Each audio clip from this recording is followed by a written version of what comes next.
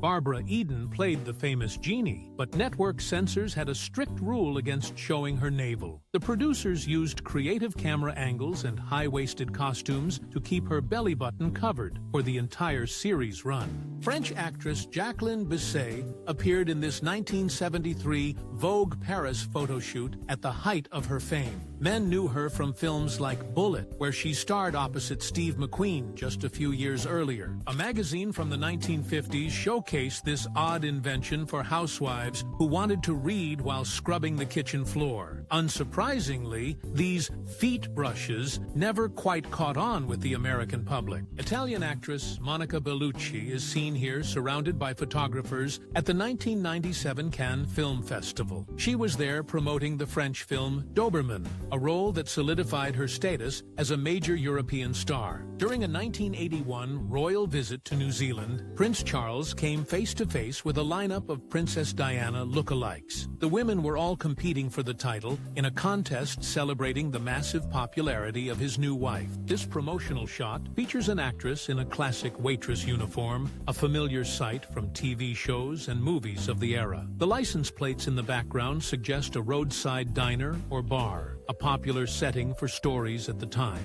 Capitol Records vocalist Ella Mae Morse poses for a portrait in 1943. The same year, she released Cow Cow Boogie. Her unique blend of country and boogie-woogie made her one of the earliest artists to pioneer the rock and roll sound. A 20-year-old Dolly Parton stands in a Nashville recording studio in 1966. Before becoming a superstar, she was already a successful songwriter, penning hits for country artists like Bill Phillips and Skeeter Davis. Sigourney Weaver takes a break on a motorcycle in Paris. The same year, Alien hit theaters in 1979. Her role as Ripley turned her into an international star and redefined the female action hero for a generation. Dorothy Dandridge became the first African-American woman ever nominated for a Best Actress Oscar for her role in 1954's Carmen Jones. Despite her immense talent, she continually faced career hurdles in a segregated Hollywood. Sushmita Sen made history in 1994 by becoming the first woman from India to win the Miss Universe pageant. Her victory was a huge moment of national pride and launched her successful Bollywood acting career. Sisters Lois and Ruth Waddell are seen here tackling a mountain of shellfish at a New Orleans oyster-eating contest in 1920. The Roaring Twenties were in full swing, and together the pair consumed an impressive 204 oysters. The women who settled the American frontier faced brutal conditions where the life expectancy was only around 45 years. They survived childbirth without hospitals and defended their homesteads with rifles, showing a grit that helped build the country. Chicago's Mayor Jane Byrne holds a press conference with John Travolta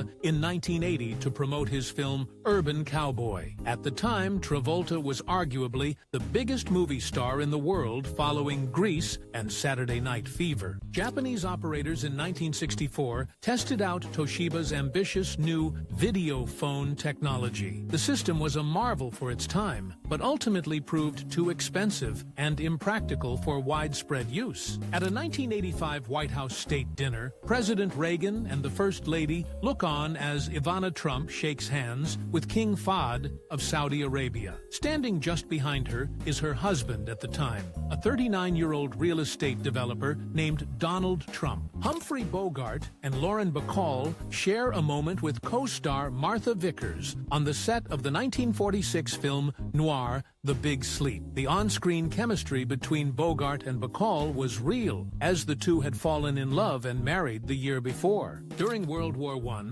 American Girl Scouts were tasked with collecting peach pits as part of the war effort on the home front. The pits were burned to create activated charcoal, which was then used in the filters of gas masks for soldiers in Europe. Glenda Lone of Llano, Texas, poses for a snapshot next to a car with a cold Coca-Cola in hand back in 1955. This kind of casual, confident look became a popular style for young women during the decade. A smiling Meryl Streep walks through New York City with an umbrella in 1979. This was the same year her film Kramer vs. Kramer was released, which would earn her the first Academy Award of her long career. Folk singer Joan Baez sits in a Woodstock, New York restaurant in 1965, a few years before the famous festival took place there. With just her voice and a guitar, she was already a powerful figure in the decade's protest and civil rights movement. The TV section of a department store in 1974 shows off the latest models, most of which were built into heavy wood furniture consoles. That green shag carpet was just as popular as the floor-standing televisions themselves. A 17-year-old Winona Ryder relaxes on the set of the 1988 film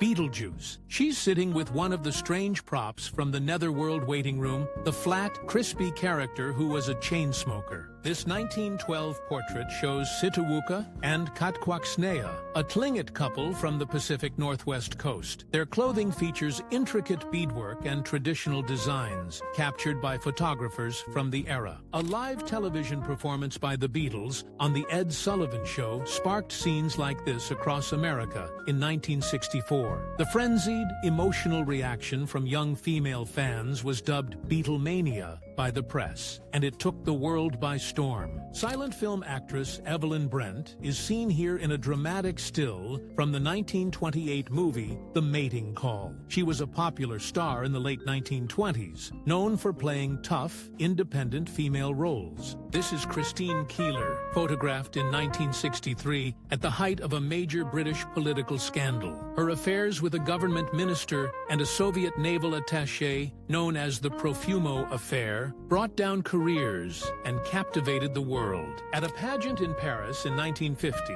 a judge has the tough job of inspecting the contestants from behind a curtain. This was a most beautiful legs competition, where the participants were judged only on their lower limbs. Actress Sissy Spacek delivers a chilling stare in a scene from the classic 1976 horror film Carrie. This is the moment right after she's been drenched on stage at the prom, just before she unleashes her terrifying powers. Hollywood star Natalie Wood takes a phone call during a candid moment at her home in 1963. She was at the peak of her career, having recently earned an Oscar nomination for her role in Splendor in the Grass. This photo of a young Jamie Lee Curtis was taken around 1980, right after she became the original Scream Queen in Halloween. As the daughter of Hollywood legends Tony Curtis and Janet Leigh, she had a famous last name, but carved out her own path in horror films. Kerry Russell is seen here in 1996, with the big hair and tinted shades popular during the decade. This was a couple of years before she became a household name, starring in the hit TV show Felicity. First-class air travel in the 1960s looked more like a fine dining restaurant than a modern flight. Passengers enjoyed wide seats and full meal service, complete with cheese platters, fresh fruit, and wine presented by a steward. Dot Robinson, known as the First Lady of Motorcycling, sits on her 1937 Harley-Davidson Knucklehead. She was a true pioneer, co-founding the Motor Maids Riding Club in 1940 and competing against men in endurance races for decades. Actress Aubrey Plaza gives the camera her signature deadpan stare. She became famous playing the sarcastic and unimpressed April Ludgate on the hit show Parks and Recreation. Director Alfred Hitchcock had to get creative on the set of his first sound film, Blackmail, in 1929. The lead actress, Annie Andra, had such a thick Czech accent that another actress had to read her lines off camera while she lip-synced. French actress Brigitte Bardot lounges on a boat in the French Riviera. Her controversial 1956 film, And God Created Woman, turned her into an international sensation and put the small fishing village of Saint-Tropez on the map. Linda Carter is seen here in a 1982 portrait, a few years after her iconic run as TV's Wonder Woman. The show ended in 1979, but for an entire generation of men, she would always be the Amazon princess. This is popular Austrian actress Senta Berger in a promotional photo from 1962. She starred alongside big Hollywood names like Frank Sinatra, John Wayne, and Charlton Heston throughout the 60s. Japanese singer Miki Matsubara is seen here around the time she released her 1979 song Mayonaka no Door. The track became a surprise global hit 40 years later, after it went viral on the internet, introducing a new generation to the city pop genre. It's easy to confuse the two men in this 1913 photograph. On the right is Britain's King George V, and on the left is his first cousin, Tsar Nicholas II of Russia, who he strongly resembled. Shoppers walk through a market in Kabul, Afghanistan, in 1979, just before the Soviet invasion. The Western-style clothing was common at the time and offers a look at the country before decades of conflict changed its society. Under a banner of communist leaders, Romanian students attend a mandatory dialectical materialism class in 1951. This kind of ideological instruction was a standard part of university life across the entire Eastern Bloc during the Cold War. A U.S. soldier in Vietnam in 1968 keeps photos of his girlfriend tucked into his helmet band. This common practice, known as a helmet gallery, was a personal way for GIs to keep reminders of home with them in the field. A 22-year-old Hillary Rodham is pictured here around 1969 while she was a student at Wellesley College. Her striped pants and large glasses were a popular style for young women at the time. A 20-year-old Debbie Harry is pictured here in 1965, years before she adopted her signature platinum blonde look. Before fronting the band Blondie, she worked as a waitress at Max's Kansas City, a famous hangout for artists like Andy Warhol. An instructor at a Harley-Davidson service school in the 1940s gives a lesson on the famous Knucklehead engine. Dealership mechanics from all over the country attended these classes to become certified experts on the V-twin motors. A young Theodore Roosevelt is seen here during his college years, looking very different from the Rough Rider we remember. He took up boxing at Harvard, finding it was a great way to build his strength and overcome the asthma that plagued his childhood. Southwest Airlines famously outfitted their flight attendants in hot pants and go-go boots during the early 1970s.